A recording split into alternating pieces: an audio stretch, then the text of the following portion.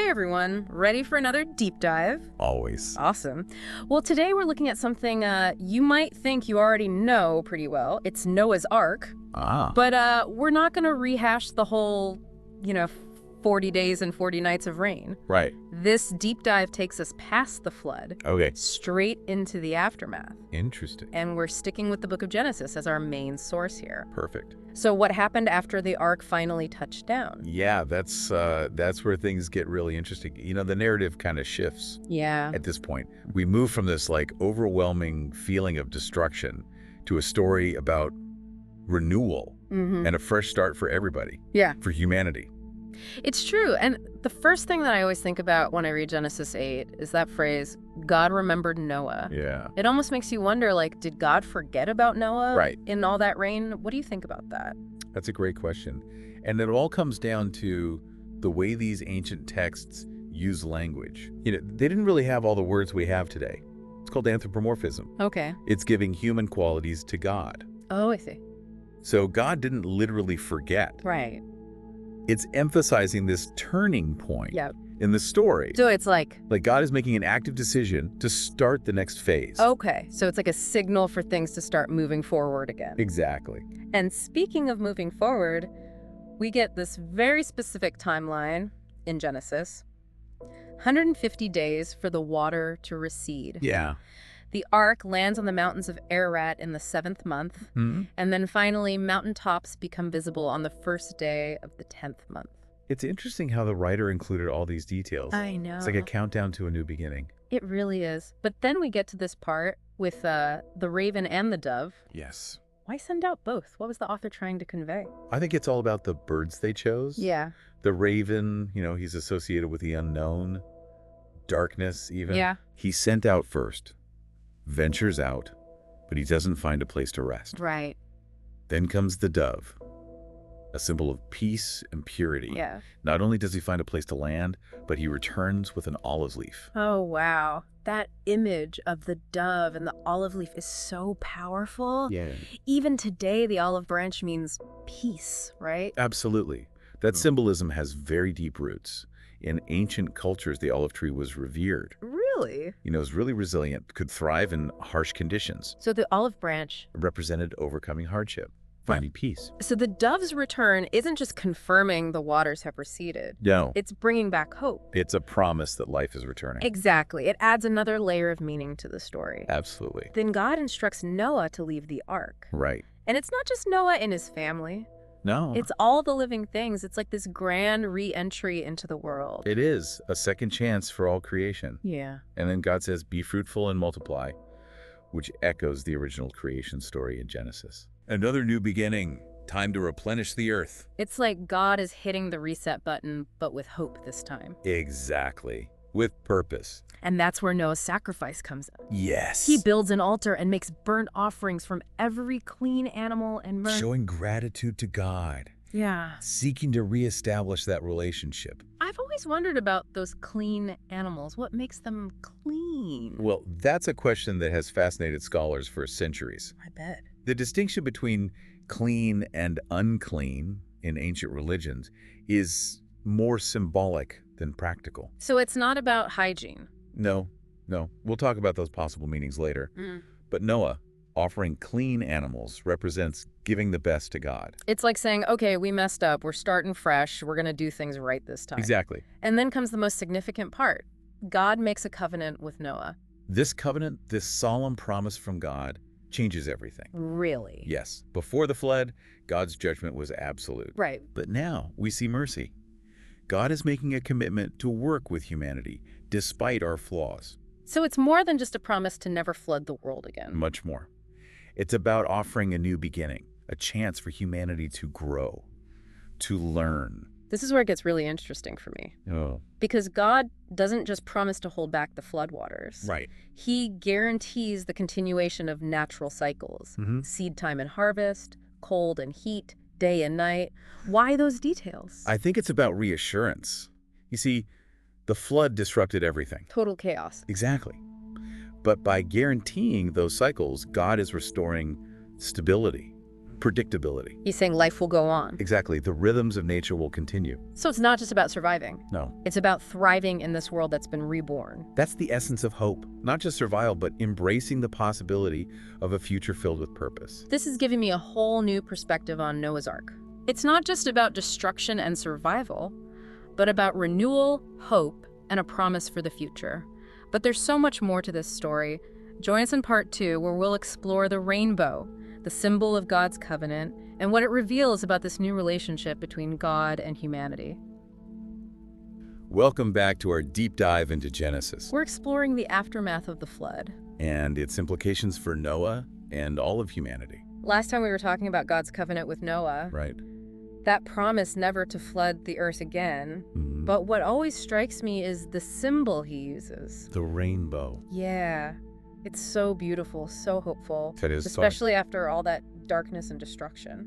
What are your thoughts on that? I think it's such a powerful symbol. It is, isn't it? Rainbows have captivated humans for centuries. They really have. They evoke wonder, mystery. And I think by choosing a rainbow, Yeah. God made this covenant visible, tangible. Oh, I see. So every time we see a rainbow, We're reminded of that promise. yeah, that's a really interesting point. It's like a visual reminder of this agreement between God and humanity. Exactly. But if we step back and look at the bigger picture, Yeah. what do you think this covenant really means for humanity's relationship with God? Well, I think it signals a major shift. Okay. Before the flood, God's judgment was absolute. Right. But now we see mercy, a willingness to give humanity another chance, Despite all our flaws. despite all our flaws. So it's not just about avoiding another physical flood. Yeah. It's about a change in the relationship between God and human. Exactly. A transition to a more, And passionate relationship. yes, a promise not only of preservation, But of growth and reconciliation. precisely. I'm starting to see how this story, which starts with so much devastation, Yeah, ultimately leads to a message of hope right. and a new beginning for humanity. It's fascinating how these ancient texts can have so many layers of meaning. It's the beauty of diving deep into these narratives. We uncover layers of meaning that resonate across time. And they still shape our understanding of ourselves Absolutely. and the world around us. But there's this one part of the covenant that always gets me thinking. Okay, God says he won't destroy all life again because of man. right. But doesn't that mean we can still mess things up? That's a great point. The covenant doesn't just erase human fallibility.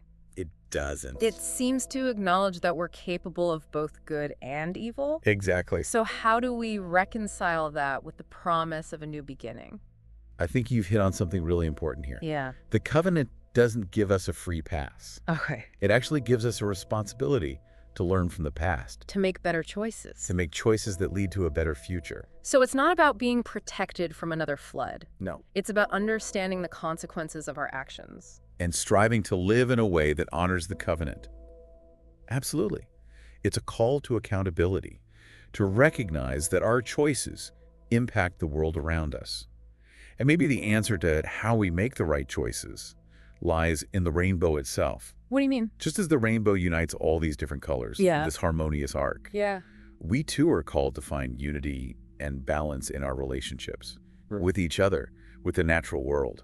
That's a beautiful way to think about it. So the rainbow isn't just a pretty picture. No. It's a guidepost Yes. for how to live in this new era after the flood. Exactly. It reminds us that despite our differences, we're all connected, and our actions have ripple effects. So by embracing compassion and understanding and respect for all of creation, We can create a future worthy of the hope that the rainbow represents. it's amazing how a story as old as Noah's Ark can still be so relevant to our lives today. It's really given me a lot to think about. That's the power of these stories. Yeah, They offer wisdom and insights that are always relevant. yeah.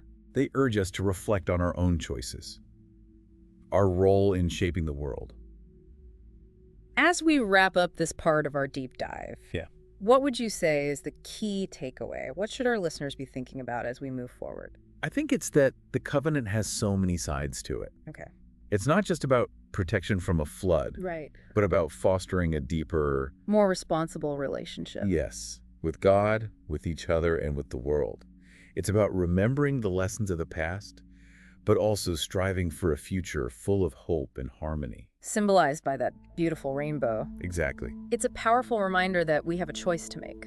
We do. We can repeat the mistakes of the past. Yes. Or we can build a future that is more just, more compassionate. A future where we live in harmony with each other and all of creation. Join us in part 3, where we'll dive into the idea of clean versus unclean animals. We'll explore how this distinction reflects evolving societal norms and religious beliefs.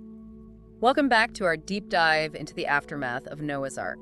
We've uncovered so many layers of meaning and symbolism. Yeah, and today we're tackling a topic that might seem a little confusing. Okay. The concept of clean versus unclean animals. It's a distinction that we see in different religious traditions, Right? and it plays a key role in Noah's story after the flood. Right. Remember, he offered burnt offerings from every clean animal and bird? Yes. So what makes an animal clean in this context? That's a question that's baffled people for a long time. It seems so arbitrary. Like, is it about how clean they are?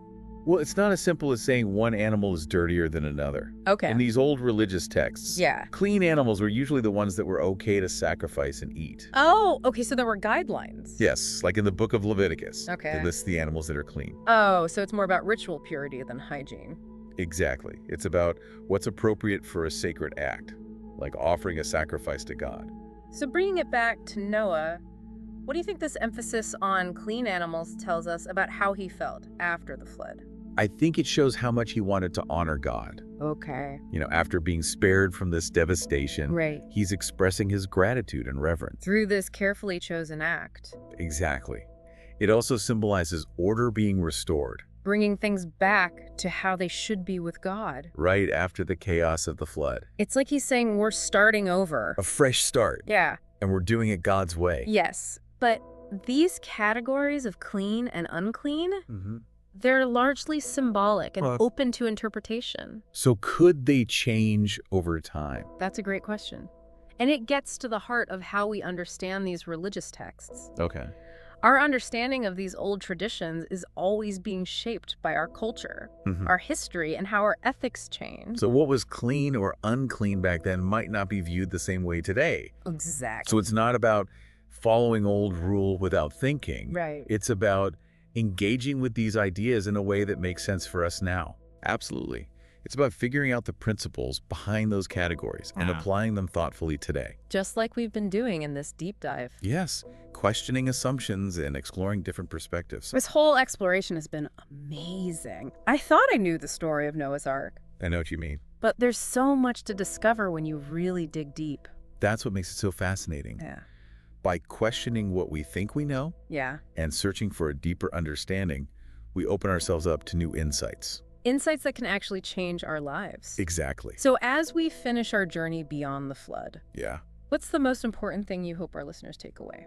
I hope they realize that even familiar stories can surprise us. Okay.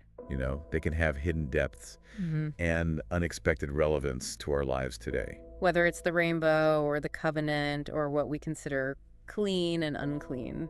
There's always more to learn and think about. And as we've seen, these old stories can help us talk about our relationship with God. With each other and with the natural world. Exactly. So keep asking questions, keep exploring, and keep diving deep into the stories that shape how we see the world. Thank you for joining us on this deep dive beyond the flood. We'll see you next